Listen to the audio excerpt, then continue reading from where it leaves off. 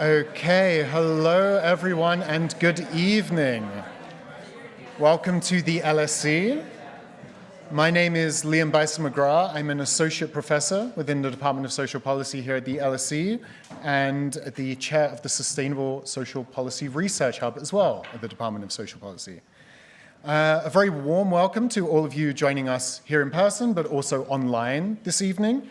Tonight's lecture is jointly hosted by the Department of Social Policy, as well as the Global School of Sustainability here at the LSE, as part of our ongoing work to understand the political economy of climate change and the future of global governance. Now, before we delve into these timely topics, a few practical notes before we get started tonight. So for those in the theater, please switch your phones to silent. If the fire alarm sounds, please follow the instructions from LSE staff. They will guide you out of the building to the designated fire assembly point outside, where we'll wait until it's safe to return.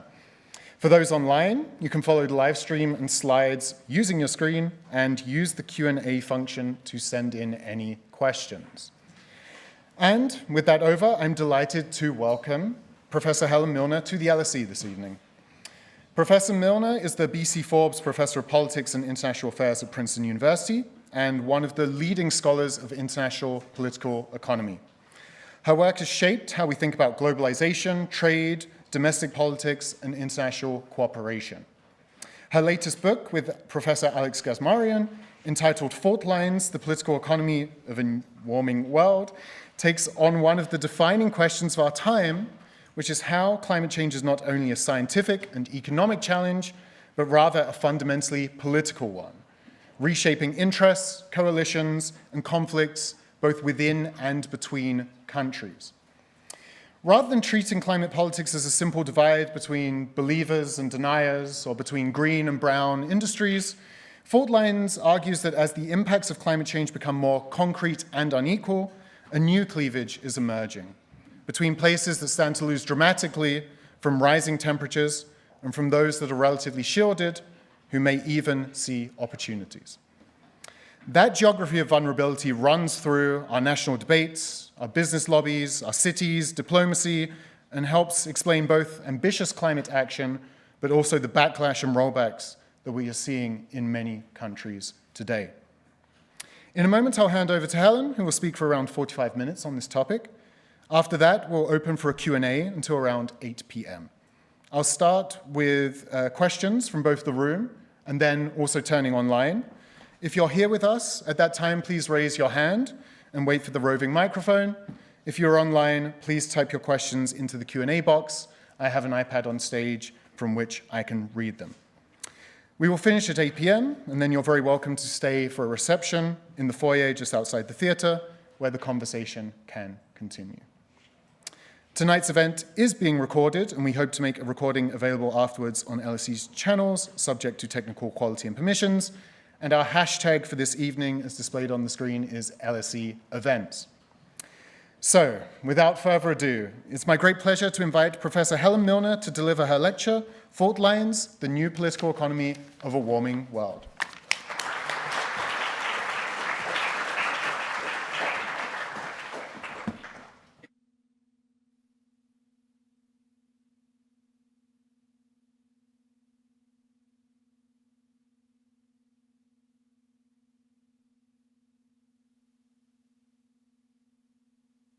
McGrath for having me.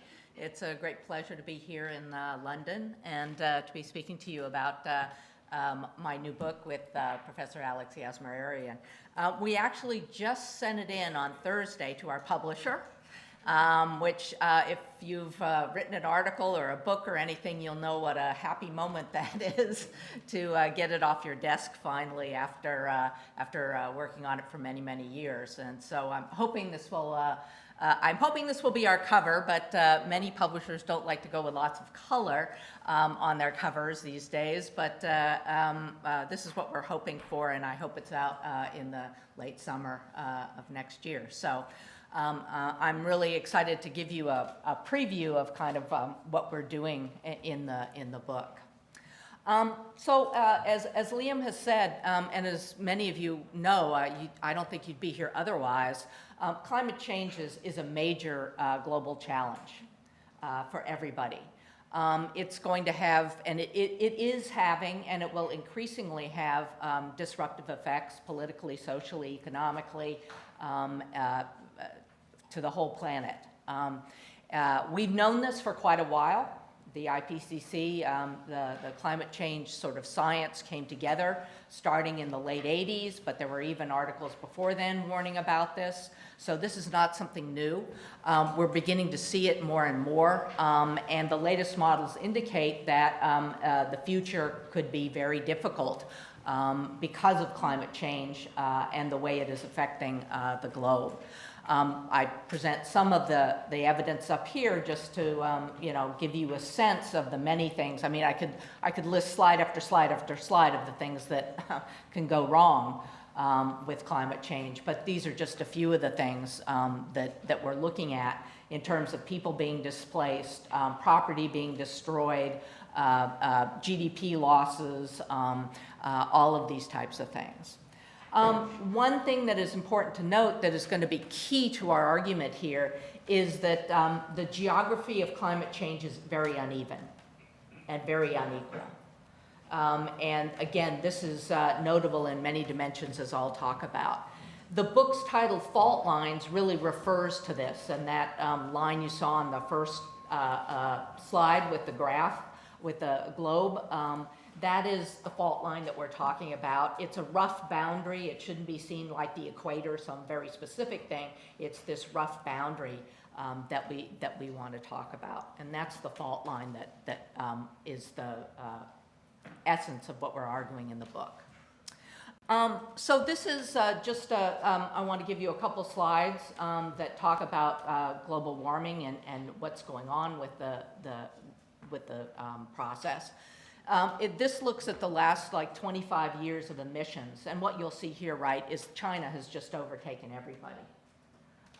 And most of the other countries are flat, even going down a little bit in terms of their emissions of carbon dioxide, but China has been growing very steadily. In addition, some other countries, such as India, Brazil, and Indonesia, have been growing a bit as well. And these countries are going to be on sort of different sides of the fault lines that I'll talk about.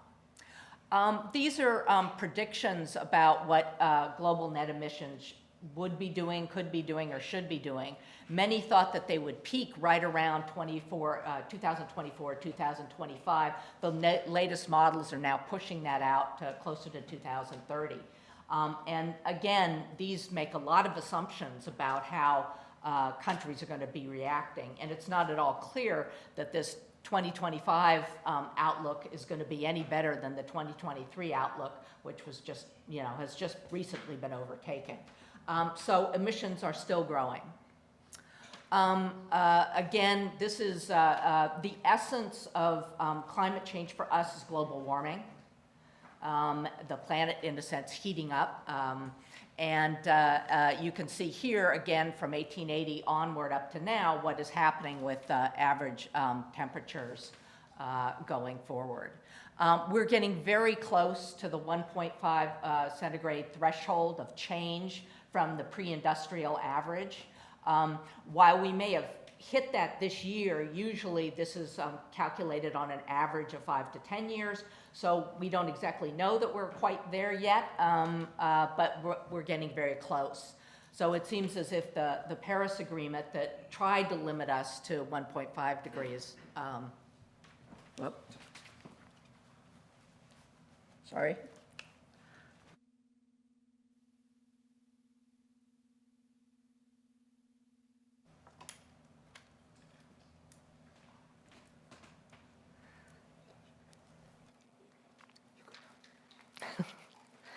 So the 1.5 degree limit that we were trying to stay at above pre-industrial levels, we're very close to breaching. And as you know, since you're probably very interested in climate, the COP negotiations are going on now in Brazil. And they're trying to deal with this issue because countries have put in these commitments, but very few countries have been living up to those commitments. And so this is why we're, in a sense, the emissions are still rising and we're still in this situation. Why do we think we're having such trouble with climate change when we've known about this problem for a long time, and we have kind of, you know, in a sense, solutions or strategies for solving it? The argument that we're going to make is it's really politics. The key argument that's been made before that I'll talk a bit more about in a minute is that it's the fact that global warming is an externality, in a sense that the emissions that any one country emits, even if it's China with all of its emissions, aren't the sole source of the problem, that it's the emissions from everybody, in a sense, that are the problem, and that you need to, in a sense, get everybody, all countries in the world to agree to lower their emissions levels, not increase them, and to transition to a non-fossil fuel future. And the three strategies for dealing with the problem that have been talked about are mitigation, which is really, again, getting these greenhouse gas emissions to be reduced. And this means the turn away from fossil fuels, which is the turn to renewable energy, solar, geothermal, all sorts of, even nuclear now we're talking about, to move away from oil and gas and coal. Adaptation is another strategy which is not going to stop climate change, it's just going to try and reduce the damage from climate change. And there is some thinking that if you can just reduce the damage from climate change, well, we can kind of go on. It's not at all clear that that is a realistic scenario, but if you do have damage from climate change, which we will, you're going to have to do something about it. And so adaptation is something that is also important.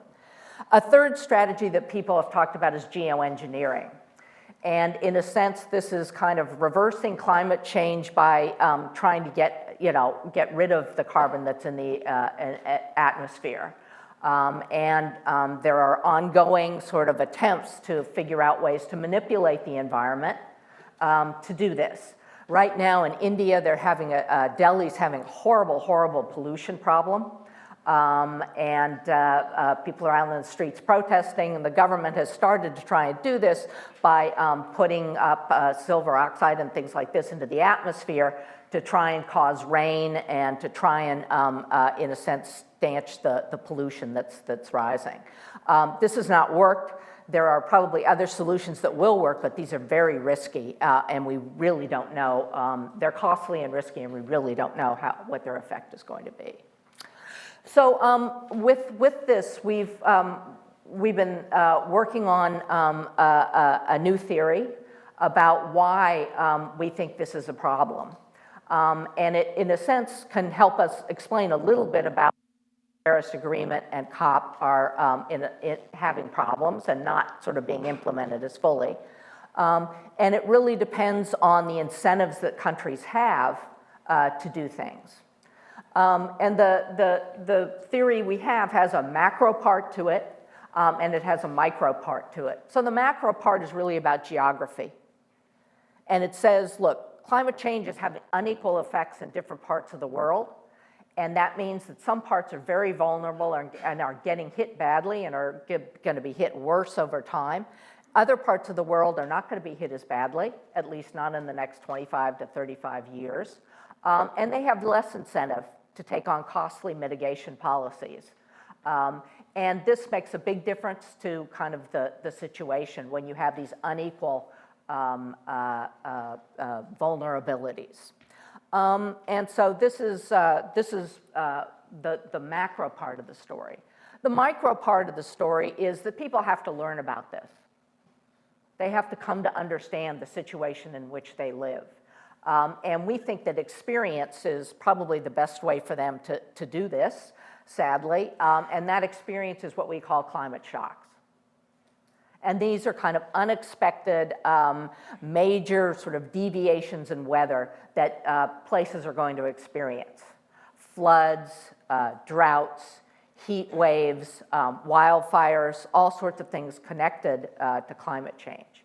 Now, none of these things, I mean, you'll hear all the time that people say, oh, this wildfire was, caused by climate change, or this drought was caused by climate change. It's very unclear to scientists that you can really say that.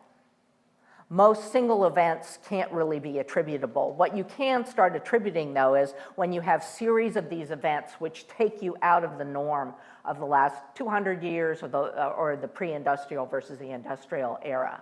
What we're seeing is more and more of these kind of climate shocks. And in these vulnerable regions, you're going to get even more of these.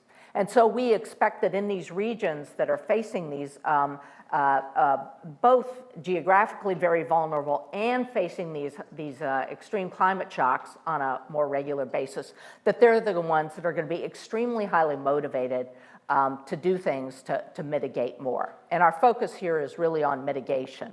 But I think it would apply, as I'll talk about a little bit later, it would apply to any of those three strategies. They're going to be more motivated to mitigate and adopt costly policies to make a transition away from fossil fuels. They're going to be more motivated to adapt because they're going to be hit worse by these events. And they're going to be more motivated to think about geoengineering in the end of the day because of this. And it's this climate fault line that tells about this geographic vulnerability. This is different than sort of existing arguments about why climate change has been such an intractable problem. I don't want to get into this too much, but one of the major kind of theories has been that there's this north-south development divide, that climate change is this externality. We'd like everybody to do something, but everybody's going to free ride, and it's the countries in the south that have been free riding the most. They don't want to do anything. They want the north to do everything, and in a sense, rightly so. Because the north is the one that basically has polluted the most historically. And so that this divide then meant that these developing countries were in a sense free riding, not being willing to take these costly policies to transition. The argument was also that what would happen is that there would be reciprocity, that if you got something like the Paris Agreement where countries agreed to make commitments and they would sort of trade their commitment for somebody else's commitment, that was a way to make progress. We just don't think this is really what's going on or what's likely to go on. For us, it's the countries below the fault line, which is most of the South, that have the greatest incentives to do things. It's the North that's going to be dragging its feet, which is the UK, the US, Europe, China, Russia, the countries above that 35th degree parallel. And we don't think reciprocity is going to work. We think it's going to have to be much more a sense of either compensation or coercion strategies from the South to the North to get the North to pay attention more to what's going on in their countries. So let me I think it's kind of interesting to ask people what they think the future brings. So there are three different scenarios you can imagine. Right? One of them is that all these countries agree to cooperate. They enforce that cooperation.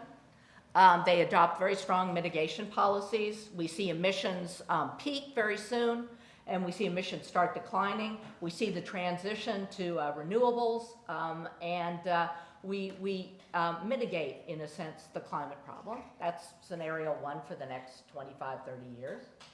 Scenario two is nobody does anything. Everybody kind of waits for everybody else. And you get no change really in emissions. In fact, emissions keep growing.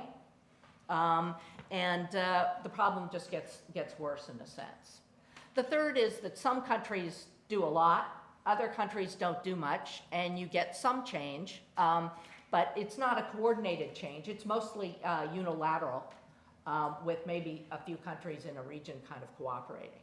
So I'd like to see the show of hands. How many people think we're going to be in scenario number one? There's only one pessimist in the group.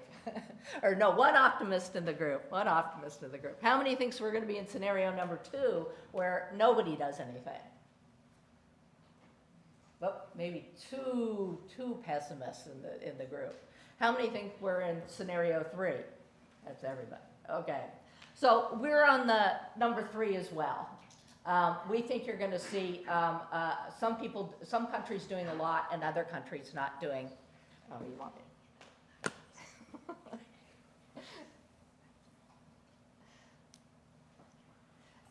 Some countries actually not doing very much. Let me just sketch out a few things that we want to talk about. I've talked a bit about the earlier theories. I'll mention those again just to give a little more detail. I then want to talk about this geographic divergence that we see and what our theory says about it, and then look at the research findings that we have in the book, which look at different, in a sense, different levels of politics. The existing theories, as I said, focus very much on this collective action problem and the free riding that goes along with the collective action problem. We think this is a problem, but we don't think it's, in a sense, the root of the problem. We think the root of the problem lies in the incentives countries have to do things. And as I said, with the COP going on right now, one of the reasons that you're not getting further action on many things is because countries, a lot of countries, especially the leading countries up there, China, the US with the biggest emissions, if you put Europe up there, it would be up there too, they don't have as many incentives to do things as the other countries. And that's why it's very hard to get cooperation because countries are very unevenly poised here to be affected by climate change. Others have looked at domestic politics and really at green groups on the one hand, those that benefit from the shift to renewables versus the kind of oil and gas complex where they see a lot of blockage, and there's been a lot of blame for that blockage on those industries and people who work in those industries. We think that's important, but again, not in a sense the major source of problems here. And we want to focus on these differences in vulnerability that other people have talked about, but in a slightly different way than they've talked about. So you may be saying, well, I've always heard that climate change is going to affect everybody and it's going to hurt everybody. And at some level, that's true. But some places are going to get hurt much more. And there are just numerous studies that show the heterogeneous effects of global warming. And global warming has very negative effects on growth, economic growth. It has negative effects on agriculture. It has negative effects on using energy. It has negative effects on human health and mortality, among other things. But these are going to be much worse in certain places, and they're going to be much worse in places that are already warmer. So places around the equator, obviously, tend to be warmer, and places south of the equator tend to be warmer than places, in a sense, north of the equator. And it's this uneven geography effect of global warming that, in a sense, drives people's incentives to do things. This is, again, this is the slide you saw at the beginning, but with now hopefully more context. And what we've done is to, in a sense, to look at, to look at what geoscientists say on a very detailed level about how each particular geographic area is going to be affected by global warming. And then to look overlaid on top of that at what the economists say that that global warming in that particular region, that very small region, is going to do to the economy, to human health, productivity, agriculture, the ability to feed themselves, and all sorts of things like that. And from that, you get this kind of unequal, heterogeneous vulnerability. And countries that are in red and yellow tend to be the ones that are going to be most affected, especially the ones in red.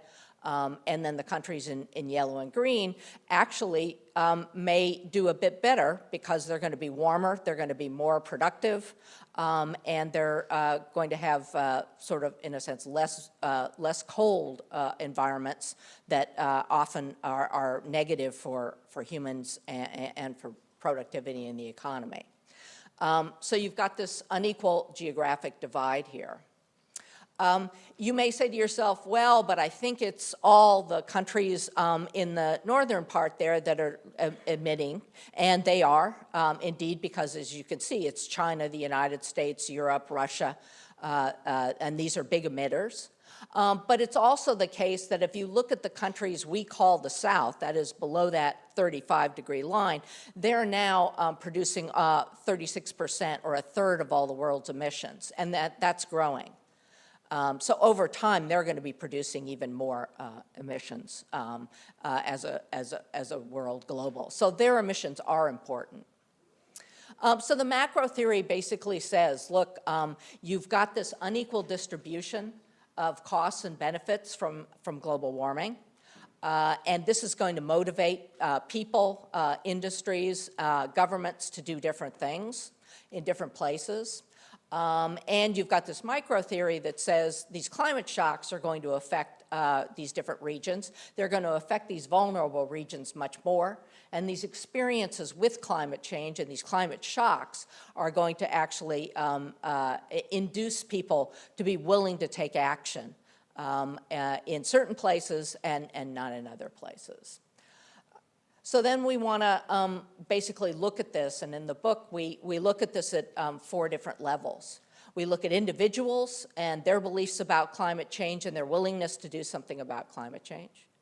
We look at business firms, because they're very important, and again, their motivations to do things, their willingness to see climate change as an important risk for them, and to do things.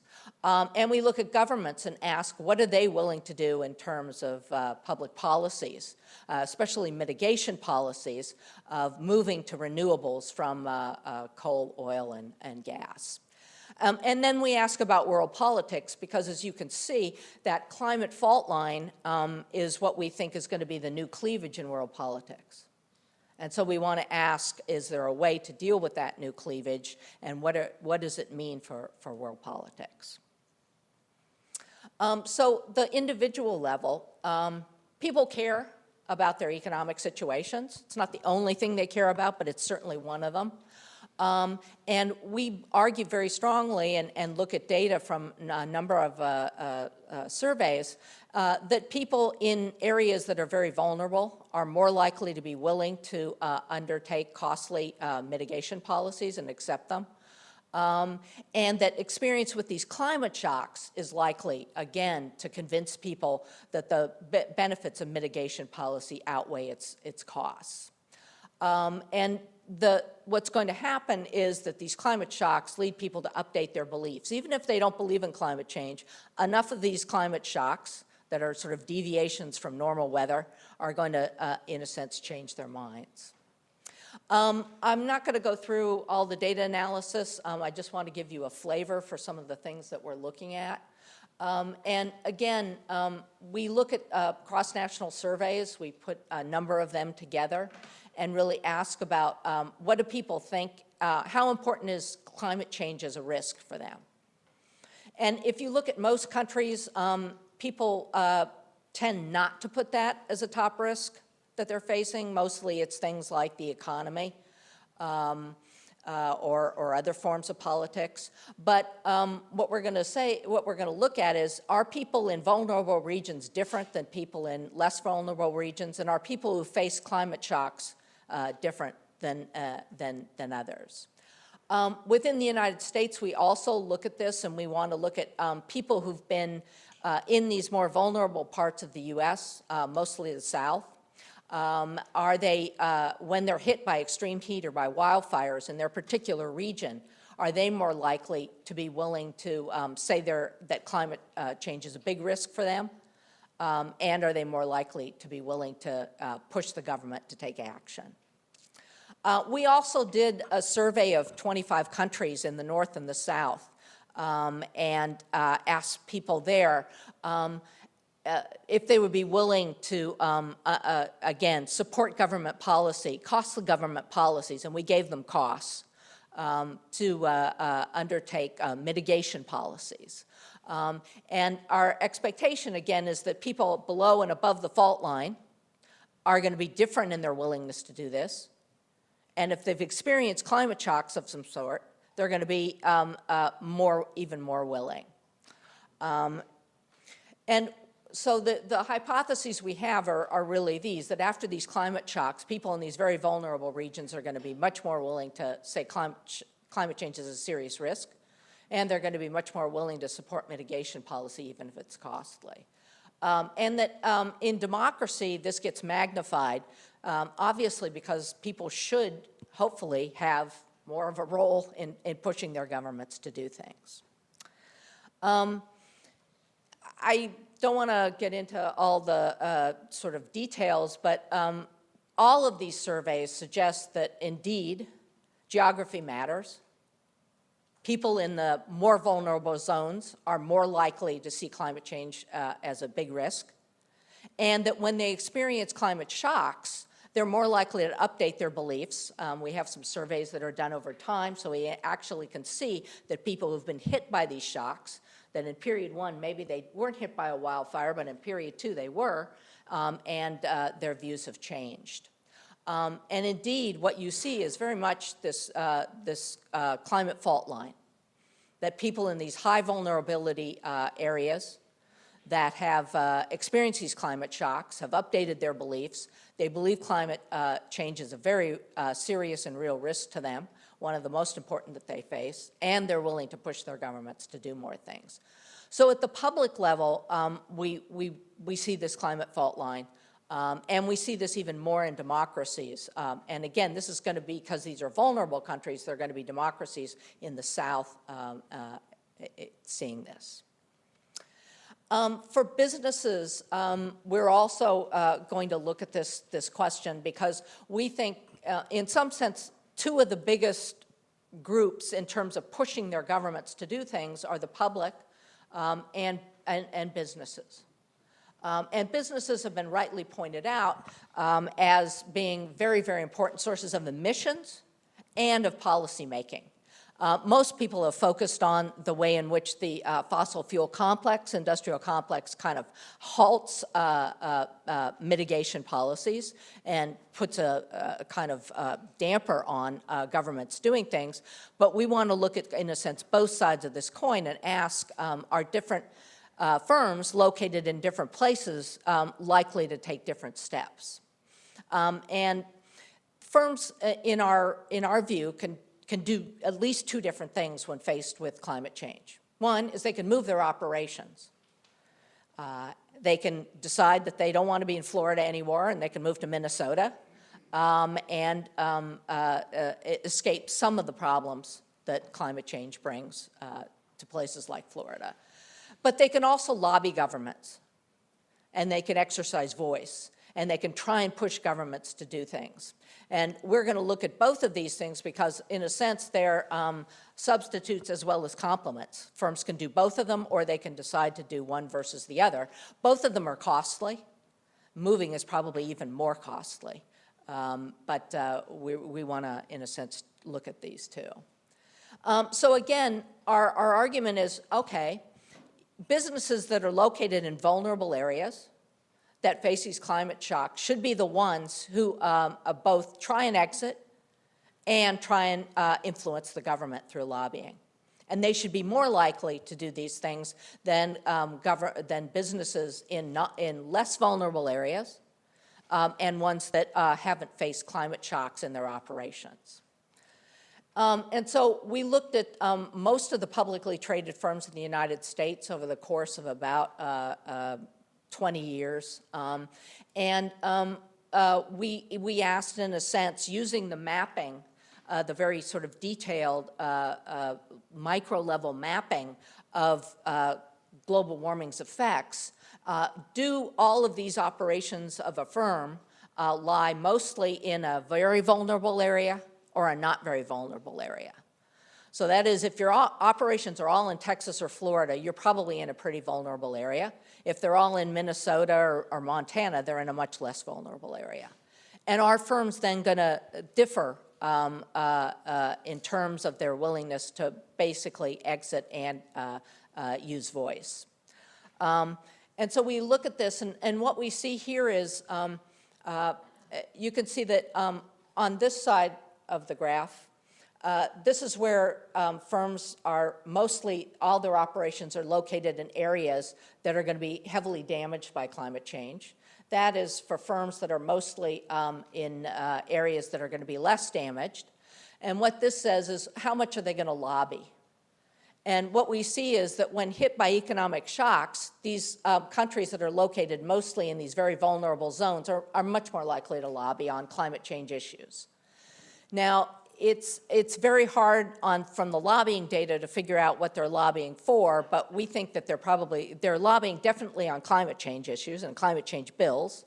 It's not exactly clear what they're lobbying on, but we think that they're lobbying to try and get the government to help them, either through mitigation policies or through adaptation policies.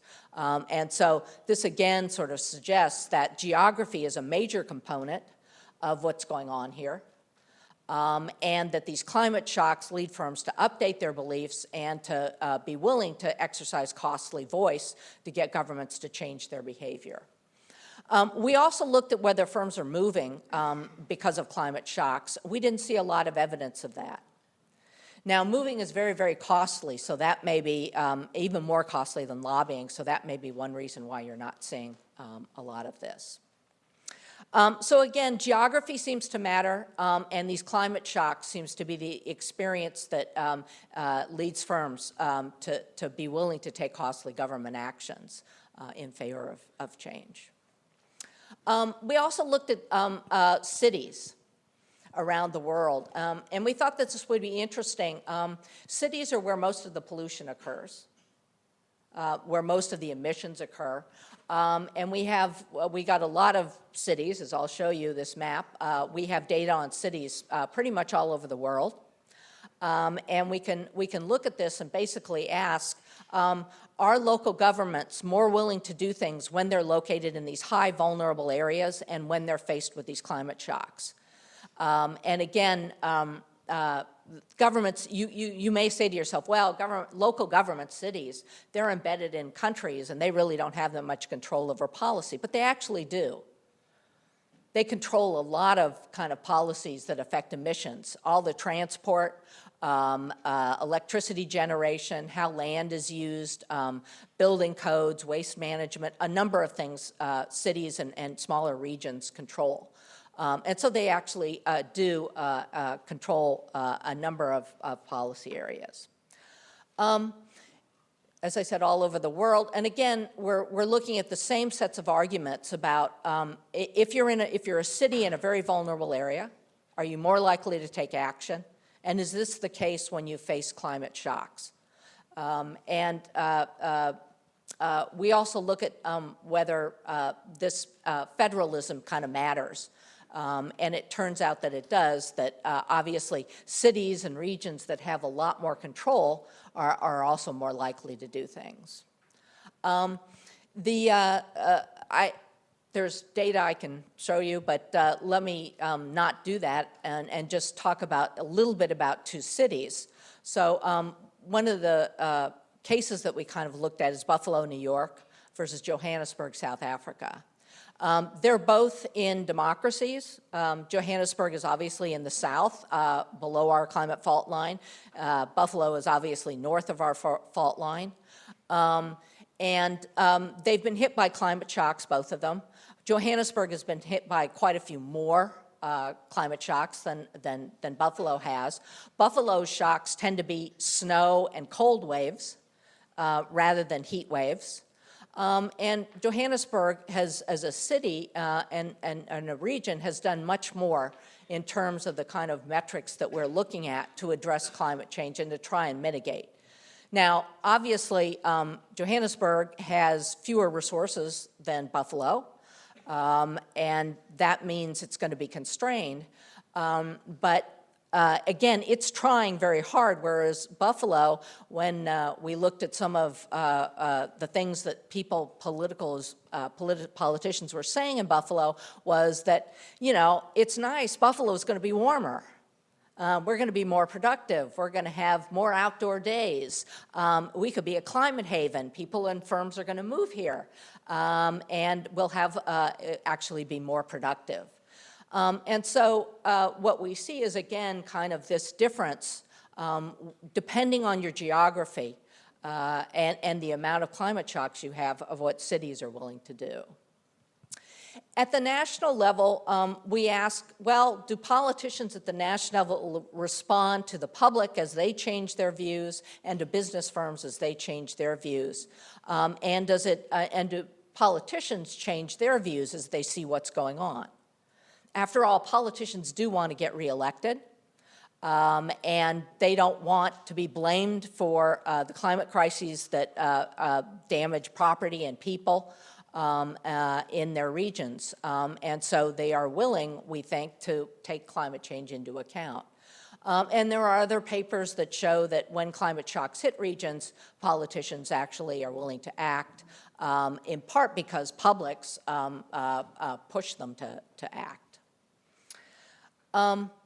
So we looked at most of the countries in the world, again, over about a 30-year period, and we looked at this stock of climate mitigation laws. And these laws have been collected by the Grantham Institute, which I guess is here. Again, the kind of number of laws that different countries adopt over time. And what you can see is from virtually zero in 1990, the stock of laws has gone up quite substantially, especially since 2005. We were surprised to find out that there is some linkage between these laws and emissions reductions. So they're not completely just laws that don't go anywhere. They seem to have some effect. And indeed, some of the research shows that they actually do more in the South than they do in the North. There are issues with using these laws because a law that does a whole lot counts for one, and a law that doesn't do a whole lot counts for one, and so you've got comparability issues. So one of the things that we look at is if you look within a country over time, as that country, if it's in a vulnerable region and experiences these climate shocks, are they more willing to adopt climate laws? And again, what we see is that when you have, when they're subjected to these extreme heat periods, droughts, fires, severe storms, they do actually react more and adopt more of these laws. This is kind of the result of the work that we do. What you can see here is what is the probability of adopting one of these laws? Increasing as you go to the right. And if you're in the geographic south, in the damage zone, the high vulnerability zone versus in the geographic north, and what you can see is that if you're in the geographic north, that is the less vulnerable areas, these climate shocks aren't really changing your behavior very much. But if you're in the geographic south, they actually are changing your behavior and you're more willing to adopt laws. It's not huge because the body of laws is not enormous yet for any one country. We also then look at some placebo tests which say, well, are these heat shocks just kind of like anything that happens that makes them more willing? So if they get a cold wave or if an earthquake happens, and these things tend to be unrelated, at least earthquakes, very unrelated to climate change. What you see is that in those kind of for those things, you don't get these changes in these laws. So it seems as if these laws are actually reacting to the kind of climate shocks that we're talking about that are much more related to global warming. I don't have a ton more time, so I'm going to kind of slide through things. But again, the fault line seems to be apparent in the way national governments are acting. And this is important for two reasons. One is that these laws are often unilateral. So if you remember, the other theories basically said countries aren't going to do anything unless they're cooperating and working together and doing things reciprocally. We're showing, in a sense, that no, they're actually willing to do things unilaterally, and that's important, and that's different from what other theories and arguments claim. Moreover, it's the South that's willing to do more than the North. And so while the earlier studies and arguments were all about the South being free riding, what we're arguing is, no, it's actually the North that's kind of free riding, and especially when you consider that the North tends to have more means to do things. This is, again, one of the points that we wanted to make is that people always say, oh, well, Europe is doing so much, you know, and the United States was doing a lot, you know, here we see all this activity going on. But one of the things that Liam also mentioned is that there's been this backlash.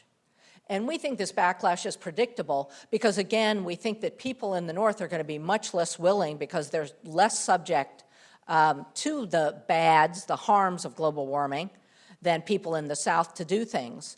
And so when political actors and activists push very hard for climate change in the North, for legislation about climate change in the North, there's going to be a backlash because there are going to be groups that lose. And industry in Europe, industry in the United States, in a number of areas, as well as agriculture and farmers, are complaining very loudly about a lot of these attempts at mitigation and the transfer to renewables and the kind of legislation that's going on. And you can see some of the examples here. Lastly, in terms of world politics, we predict this climate fault line and this divide that you see on that map. And what's interesting about this, right, is that who's in the North? Well, it's China, it's Russia, it's the United States, it's parts of Europe. These are all, in a sense, the natural kind of allies of not doing a whole lot, which is an odd kind of coalition of countries. And, you know, we can talk about China and whether it's doing a lot or not doing a lot and the reasons for it. But it's an interesting coalition because it's very different than the coalitions people have talked about. And this is the coalition that's going to be less willing to do anything. The coalition that's going to be much more willing to do everything is the coalition in the South. There are kind of lots of things that the South can try and do. We looked at a whole series of strategies and we asked publics about them and how they would react to them. You know, if the South tries to coerce the North to do more, if the South tries moral suasion on the North, if the South tries side payments and issue linkage, like we'll keep our people in our country if you do more mitigation. Things like geoengineering, will the South turn to that as they become increasingly frustrated with the North? And the role of international institutions in perhaps helping push the South's cause. Sadly, what we find in a number of these different surveys, and we ask it in different ways. So we ask countries in the South, well, if the North doesn't mitigate, you know, what do you think you should do?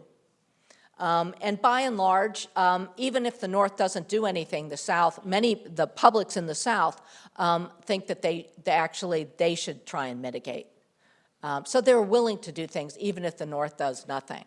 So we don't again see this collective action dilemma. They seem to be willing. The Southern countries, publics in the South also seem to be willing to support attempts to coerce the North. And strikingly, surprisingly, and horrifyingly, from an ethical and normative point of view, they actually seem to be willing to consider giving side payments to the North, the rich North, to mitigate, which is the opposite of what we're seeing in the world right now, and which is the opposite of what we should be seeing. When we then pose these questions to the North, you know, what if the South tries coercion on you to make you mitigate? And what if the South tries moral suasion on you? And when you ask people in the North this, it basically has no effect on their behavior. They're not willing to say that their government in the North should spend more on mitigation. No matter what the South does, it seems as if publics in the North, by and large, just don't care. So again, there's this kind of delinkage. And sadly for us, what we argue is that the most vulnerable are in this very difficult situation because they have fewer means, at least right now. And they're less able to convince the North to do more of what it should do because the North is the biggest emitter. And so, in a sense, these weapons of the weak, the things that the South could do, manipulating, various trade agreements, immigration agreements, that these things are very unlikely, in a sense, to really help them greatly. I don't want to end on a super negative note, since a lot of this is pretty negative. But let me just pose the question, is, in some sense, no matter what the North does, is kind of a green transition inevitable? Are we going to see this move away from coal, oil, and gas to a renewables future? And I think there are at least two pretty strong reasons why you might see this. One is related to other motivations for governments to do this. And in part, this relates to China. China is building lots of coal plants. Its emissions are still growing. It doesn't seem to be super motivated by worries about climate change.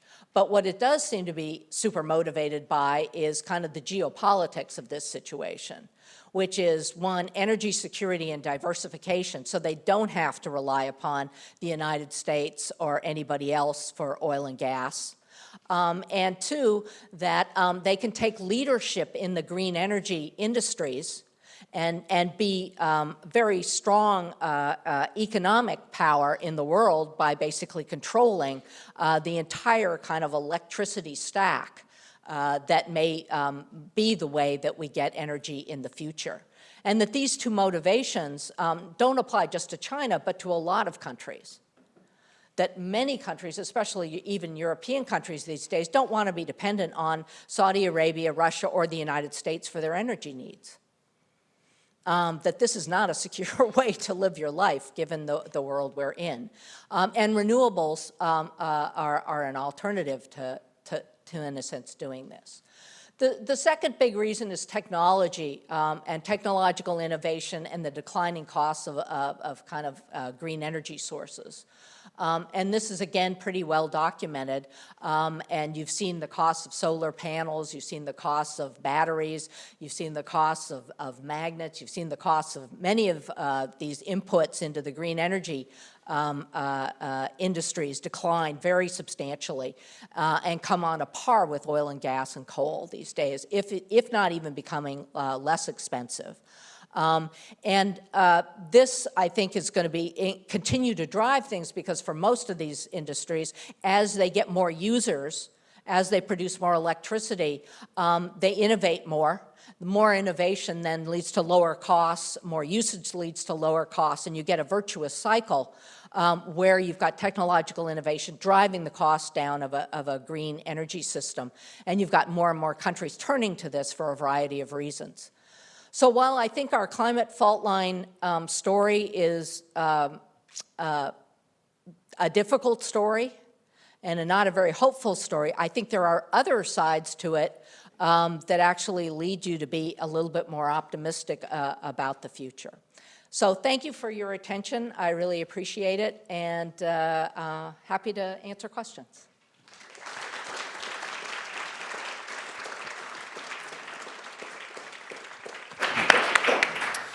Okay, so as noted, we're now moving to the Q&A portion of the evening. If you have a question, feel free to raise your hand, and the great staff here are going to come over to you. So we already have our first question over right at the back there in the turquoise jumper. Before we get to that, I will read an online question from Abdul Kabir, who has a couple of different questions related to the geopolitical and world politics angle that was kind of talked about towards the end of the talk.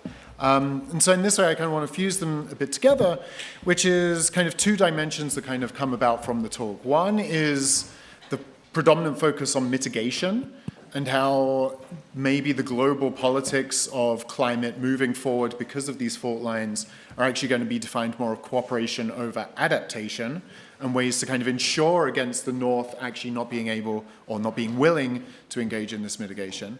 And whether these kind of new coalitions that emerge between South-South and North-South dynamics, do we think they are potentially more going to follow that kind of line of being a bit more cooperative, maybe looking at side payments? Or do we think people just have an intrinsic interest in being more combative given the nature of what's going on? I guess the first question is more about adaptation rather than mitigation. We focused a lot on mitigation in part for kind of empirical reasons, that there's more data, more comparable data that you can look at in terms of thinking about mitigation than for adaptation. Adaptation is, it's tricky to kind of even identify. If you rebuild a road, is that adaptation? Well, maybe if you, built it higher or something. So it's much harder empirically to deal with adaptation. We think that the same dynamics are going to apply to that. And I think if you look at the last couple COPs where they've tried very much to get adaptation funds kind of going, you see the same kind of dynamics where the northern countries that have the resources really are pretty unwilling to pledge much. And even if they pledge something, they're not really willing to kind of live up to those pledges very much. And a lot of it is left very vague and not very satisfying. So in some sense, we expect this cleavage to hit adaptation as well, because again, the North probably has to adapt a little bit less, at least to global warming, than the South does, and it's probably better able to do this. And the question is it going to be motivated to give resources? That, I think, gets to the second question a little bit about these strategies. We don't see this as being very cooperative. We see the North. It's not like China, Russia, and the United States are going to get together and form a big alliance and sort of say, no, we're not going to mitigate. They're just going to kind of do business as usual and kind of go slow and not be super cooperative. We're hoping that many of the southern nations can get together and, in a sense, cooperate and put these strategies in place, and maybe by cooperating have a stronger impact. The problem is the South is not united either. In there you've got Saudi Arabia, you've got Australia, you've got India, these countries don't have, in a sense, natural affinities in many dimensions. And so we're, in a sense, pessimistic that the South can really get together. Maybe if climate change, in a sense, becomes bad enough that they will push much harder, and that they will have more resources as a group than they do individually. And maybe that's what COP is really about, is, in a sense, trying to rally them. I mean, Xi Jinping is not there, Trump is not there, some of the other European leaders kind of darted in and darted out last week. And it looks like a more South kind of meeting right now, at least from the perspective that I see. Excellent. So we have an in-person question here. Please also state your name and affiliation beforehand. Hi, my name is Khatija. I'm a master's student for development management. Great session. It was very insightful. So I belong from Pakistan, which is a country that has been disproportionately impacted from climate change in terms of floods, heat waves. And within Pakistan, I belong from Lahore, which is normally been voted one of the most polluted cities in the world. And right now our AQI back home is I think about 1,200, which is hazardous beyond proportion. My question to you would be, because as you've said, right, within the South, there's so many geopolitical factors, there's division, there's fights. How does a city that is being impacted in real life, it's not just a distant reality, it's happening right now, and it's cutting years off the people living there if they're not privileged enough to have air purifiers, for example. So how do cities themselves try to bring themselves out of this situation when the economy and poverty and all these factors are still predominant implications for them? So yeah. Yeah, I mean, the cities actually have tried to band together in some ways in these more vulnerable regions of the world and try and sort of compare ideas and contrast ideas and borrow from each other. And I was giving the example of Johannesburg, and I think they've tried to learn from other cities what works. And they've tried to do things with transport, again, to transition away from some of the very polluting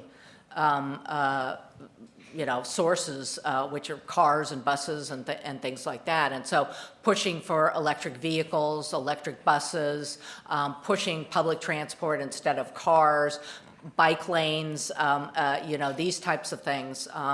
And electricity, making electricity more available to people so they're not using, cook stoves and things like this. So I think there are ways that individual cities can do things, and they're talking about it and trying to do it because they're motivated also by the pollution issue, which right now in Delhi is just, I think, is as bad as Lahore. And people are out in the streets.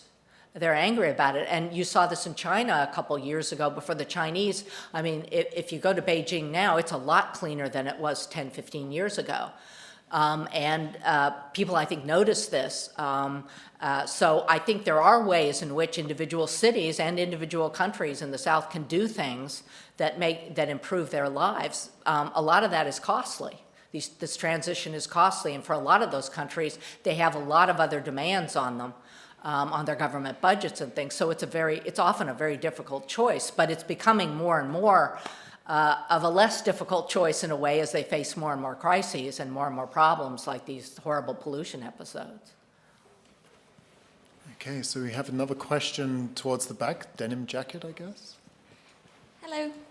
So my question is around South-South coalitions, and I think you've alluded to this. Oh, sorry, my name is Sasha, and I'm just an alumni. How does this intersect with hydrocarbon producers? Because it seems to me that Guyana is in a very different position than, say, Costa Rica, and that Saudi Arabia is in a very different position than India, despite the fact that they both will suffer from heat waves. So can these coalitions hold up in the face of different hydrocarbon incentives? Yeah, I mean, as I was saying, the South is not at all unified, right? As, Guyana now has discovered tons and tons of oil, so they've kind of hooked their future to that. But they're also talking about using that oil money to transition.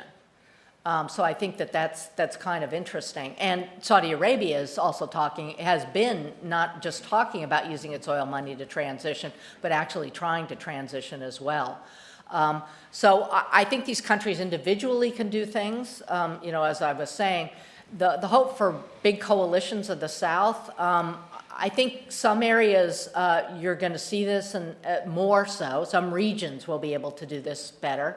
But again, you've got a lot of diversity in the South and a lot of conflict. I mean, India and Pakistan, for instance, are going to have a hard time cooperating, right? I mean, they've had these animosities for a long time. But maybe, with pollution problems and these kind of climate shocks, maybe it pushes them more together, at least on these issues when they have to deal with them in an international forum. Okay, so we have a question beneath the pink sweater there. And before we do so, we'll go to an online question from Anthony, who's a LSE external alum, who has a somewhat provocative question, which is that, will your book be sent to Republicans, and how may they change their views, especially those in the big blue states like Texas and Florida that are below the 35th parallel? And I think it raises an interesting question, right? Because if we look at the 35th parallel within the US, it kind of is a bit contra to our expectations, right? The South is the more red states, but these are the ones who should be most affected, whereas these northern states, if we think of like Buffalo, within New York State, a traditionally blue state, is maybe the laggard in this case. So how does this kind of fit in the US and with the fault line within the country? Yeah. So we think that these fault lines affect politics within countries too, right? As I said, this 35th parallel is kind of a fuzzy boundary, it's sort of around there.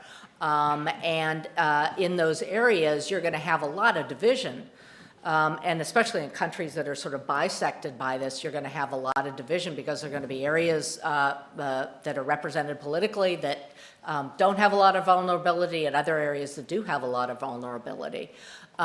In the U.S. particular case, we sort of see this situation, as you were describing, with the South being much more reluctant to do anything.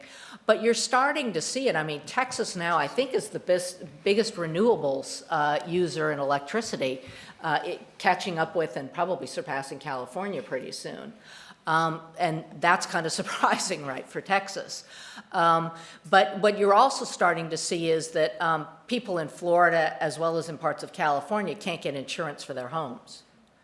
And this is going to affect things. And you're starting now to see, I was reading this article just the other day, that you're actually starting to see the flow of people for the last 15 years in the U.S. or 20 years has been from the north to the south, and that flow is stopping now. And it's actually starting to reverse. And you're more likely to see this as well, because people will move and they can, as with firms, they can exit. And if you can't get insurance for your house, it's not at all clear that you're A, going to buy the house in the first place, and B, you're going to know that if something happens to it, you're really out, so maybe you want to live somewhere else. And again, real estate markets in Florida have started to kind of recognize this, this problem. Okay, so our in-person question over there. Hi, my name is Sunita, and I'm a climate campaigner. Thank you, Helen. That was really interesting and felt very timely, particularly with COP obviously starting today. My question, I wanted to go back to what you were saying about firms, because obviously in your research you mapped out firms situated in the geographical north compared with the south, and that was very interesting. I was wondering what you think about multinational firms, and particularly I was interested in your thoughts about obviously those companies which are headquartered in the global north but maybe have their operations in the global south, and particularly those ones that are built on legacies, let's say, of empire and colonialism, where they outsource their manual labor, and thinking about sweatshops, for example, I mean historically in China, but more so in South Asia and Southeast Asia nowadays. And a term that I've heard being used recently as well is zones of sacrifice. And I was wondering whether you possibly think that there are even countries of sacrifice where these firms that exist to make profit can consider these countries and these regions as sacrificable, and therefore sort of outsourcing their operations actually is acting as a further blocker to the global south being able to take action towards adapting to climate change. So yeah, interested in what you think about that. Yes, so sadly when we were looking at these firms in the United States, we didn't sort of count their operations outside the United States. We were trying to locate them within the United States in terms of their vulnerability, and that's how we did this. We ideally would have wanted to look and see what they're doing outside the United States. Now, firms have an option, right, which is these global value chains. So if they're worried about, say, floods in Vietnam, they don't have to have an operation there. They just have to contract with a firm that has an operation there. And if that firm goes out of business because it gets flooded, I mean, it's going to affect them, but they may also have an operation in Australia, and they can just turn to that. And so for firms, what it means on the global arena is, and what we would look for, is that they want to diversify these supply chains. And if they are going to move into an area that's very vulnerable, or are in an area that's very vulnerable, are they trying to exit it, or are they trying to, in a sense, insure themselves against the problem by not having a plant there, say, but using a contract with a local to do the production for them? So in some sense, they can escape some of this through these kind of global value chains that firms have been setting up. So in a sense, we see that as an option for these big firms that domestic firms don't really have. I mean, they can move, but it's often within the country. And so, it's kind of a different option. So I believe we had at the front here in the blue sweater, and then also the blue shirt there. So we go front, then back.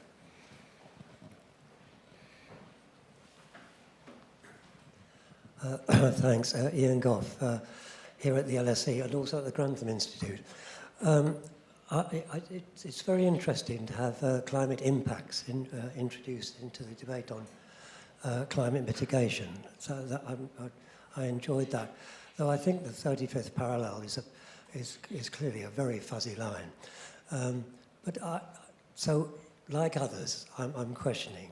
There must be many other variables which interact with this. There's lots of confounding factors, especially, income per head in the north and the south. And when I think about the north, if we look at the three big powers, the US, the EU, and and China, their position on climate action has been very different. The US has always been the great laggard. The EU has been, on the whole, a proponent of climate action. And China, of course,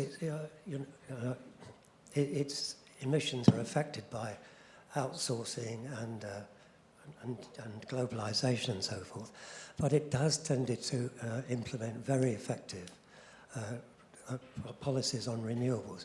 So I'm just, I suppose, adding to some other people that this is a bit simplistic. Geography matters, but in the end, I think political economy matters more. I guess my response would be that geography plus kind of this belief updating is political economy. And so we think that this integrates both geosciences, economics, and politics, right? Because you are looking at what people think are the geoscience foundations for this, and what people think are then the economic implications of that geoscience, and then how do humans react to all of that. And it's experience, in our view, that with these climate shocks, that's in a sense the biggest thing that motivates changes in beliefs. Because most people don't want to believe in this, right? I mean, if you really ask everybody in this room, do you really want to believe in climate change? The way it's going. Do you want to believe in global warming? Do you want to believe it's going to do all these horrible things? No. But, we've read the science, so we tend to believe it. But if you're sort of, I think the average person, they don't want to believe these things, they don't want to think these things, but when they get hit by these climate shocks, they start believing these things, and it changes behavior and it changes minds. So, other people say, well, it's really elites and politicians, and they control the narrative and they control what everybody thinks. We looked at some of those, we tried to look at some of the political factors, like if you're on the left or on the right, does it really matter? At least in the South, we didn't find evidence of that very strongly. And in the North, you do find evidence of it.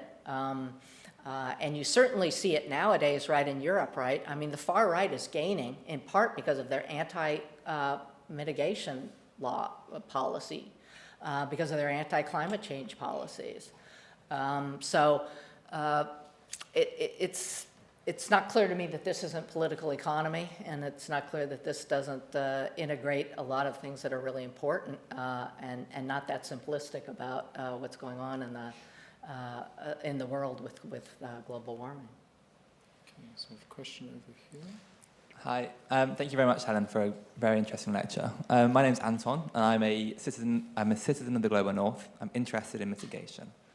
And one of the things I do worry about is the fact, as you said, people will go home, they'll forget about it. They won't really think about the fact that it's going to affect us in the future, because we live in the now. We try to focus on getting paycheck to paycheck, and people don't have time or the mental capacity to think about this.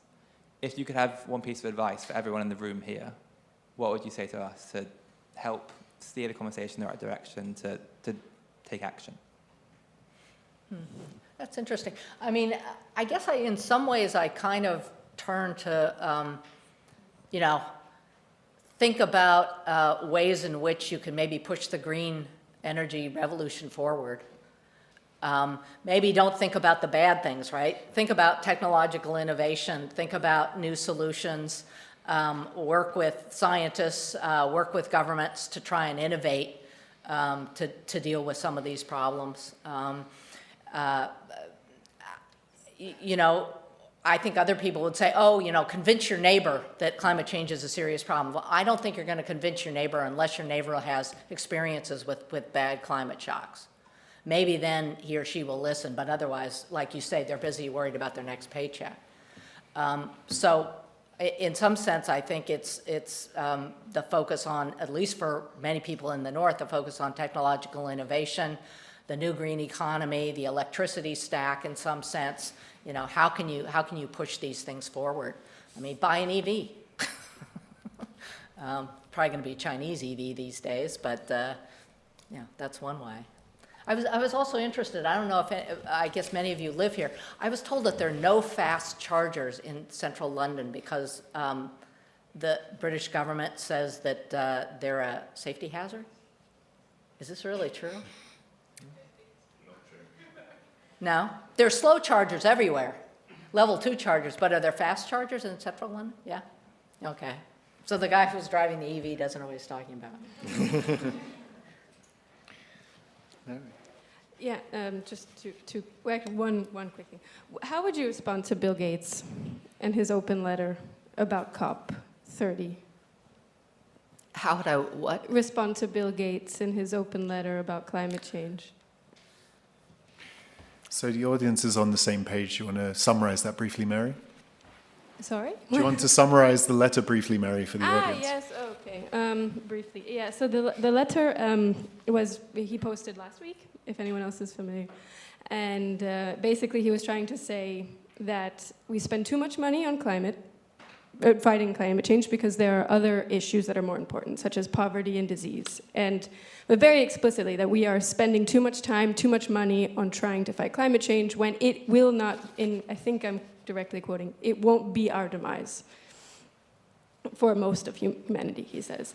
And so it seemed, the commentary has been that it was this veiled message to Trump to say that, we're embracing kind of your line on things. But unfortunately he's Bill Gates and his word matters, but then there's been some reactions. So I'm thinking of Monbiot, who in The Guardian responded that, okay, the one thing that he's forgetting is politics.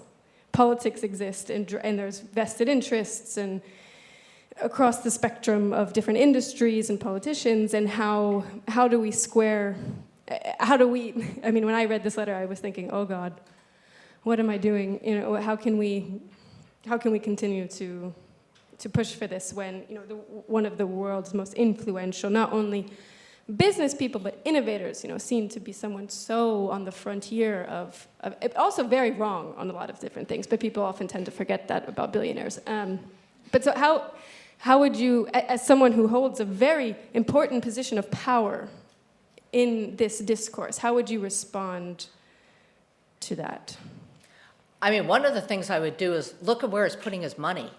He's still in this innovation fund, this green innovation fund. He's still putting a lot of money into that.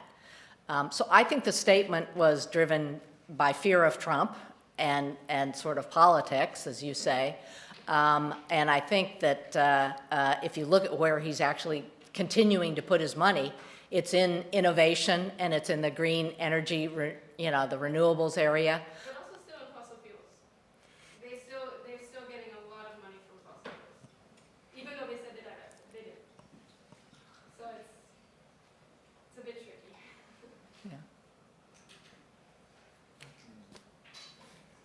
Miriam.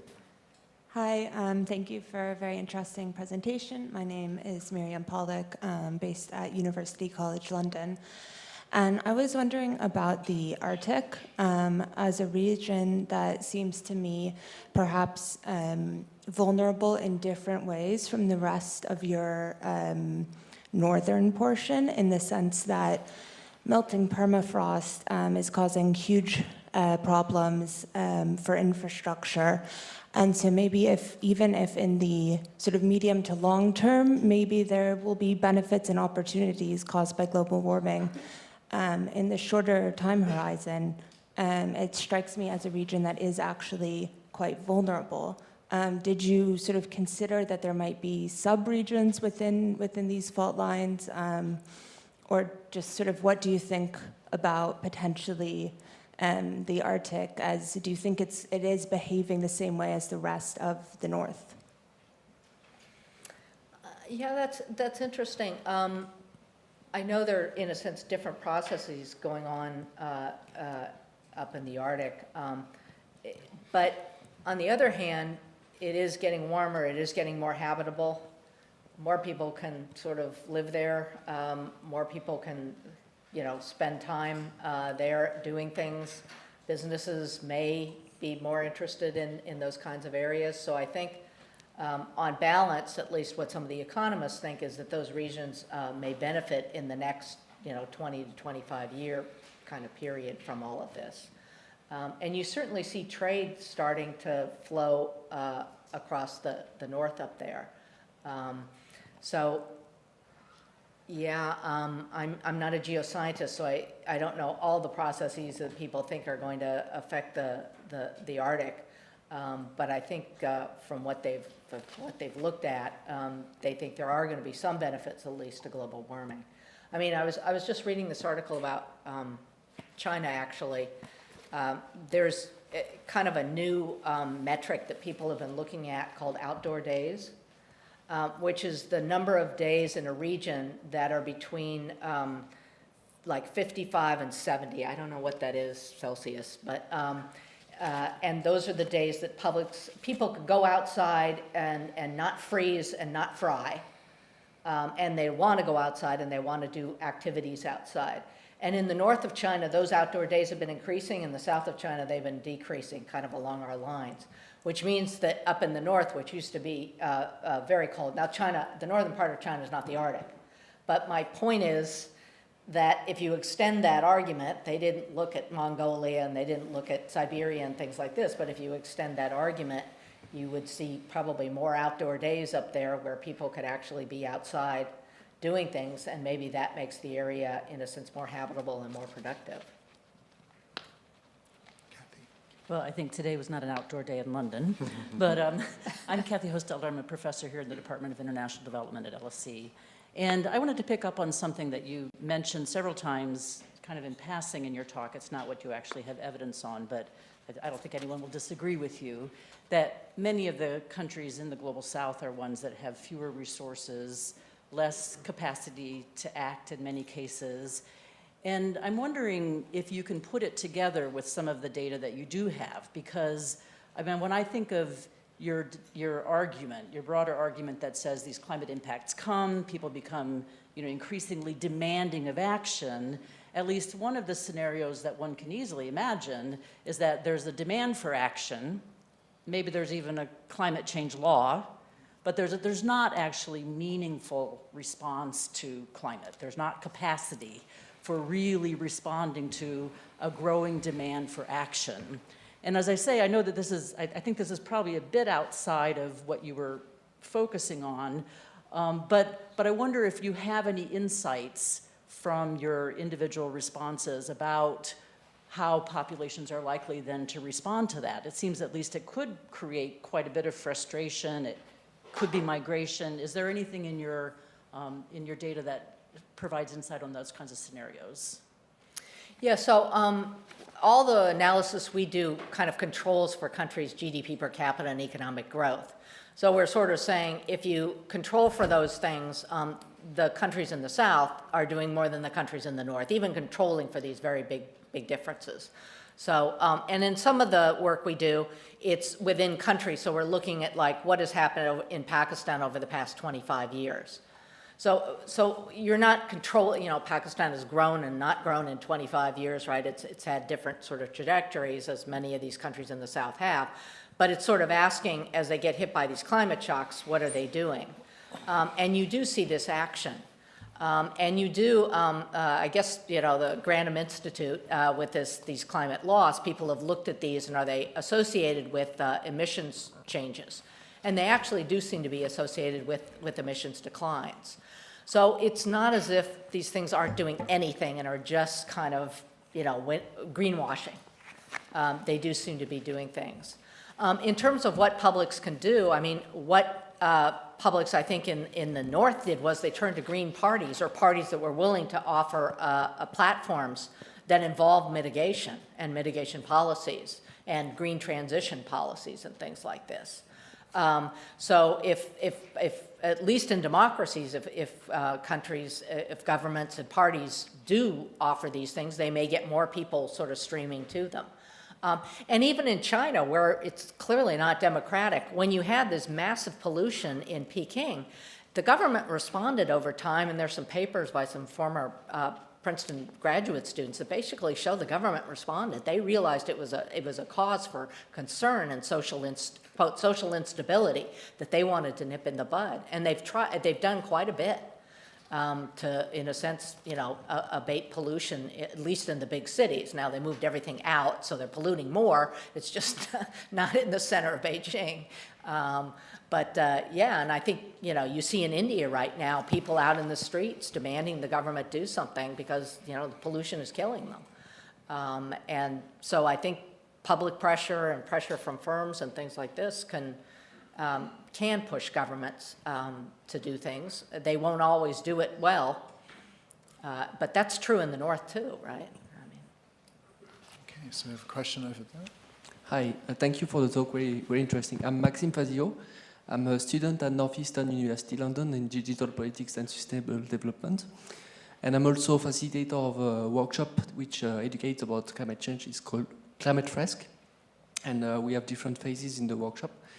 And the action part, which is the final one, would you say that the most impactful for someone who comes to this workshop will be to understand the risk or the incentive of changing? So mitigation or adaptation, what will be the best way for someone participating into a workshop to understand and act on changing? The best way to understand... the best way for someone to step, to change. Would it be for them to understand the risk or understand the incentive of changing? So let me rephrase this question a bit, right? Because a lot of the communication for the past decade or 2 decades about climate change has been doom and gloom, right? It's been a lot of like, these are severe risks, these are the things that will happen, this is how the Earth is going to change, and these are the negative consequences. But in contrast, and maybe this is kind of the point that's brought up, is there something to be focusing on what are behavioral changes that can actually have monetary payoffs or actual instrumental payoffs and incentives to actually move things forward and focus on those things, co-benefits, for example, rather than just simply we're at risk from climate change? Yeah, so again, in the less vulnerable areas, the focus on risk, I think, doesn't work. And our argument would be that it really doesn't work. It's only going to work if you're in a more vulnerable area and you're getting hit by these climate shocks. And then the question is, when you're getting hit by these climate shocks, what are you going to do about the shock that you're facing right now, which is probably an adaptation question? And then what are you going to do, to in a sense, to address the risk in the future of more of these climate shocks? And that may be more of a mitigation kind of question, or a geoengineering question.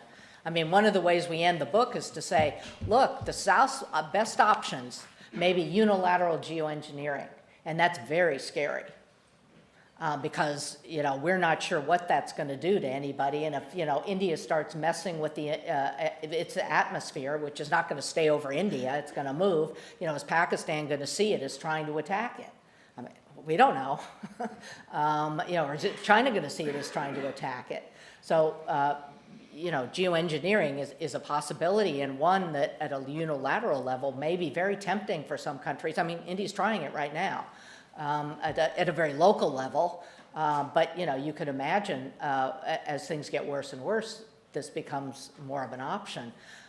So again, I think that thinking about these climate shocks and what you're going to do about them may be one of the ways that people deal with these things. Emphasizing the risk, and I think this gets back to the Gates point. I think one of the things he was saying really was, we're not all going to die tomorrow because of this. And so this existential kind of narrative that's gone around is not very helpful. And I think in the global north, that's probably true. For many in the global south, it is existential. And so, it's 2 different situations, and 2 different narratives are probably going to work in those places. Okay, so it is now 8 p.m., which means that the events here have to end. I want to thank Helen again for a really fascinating talk.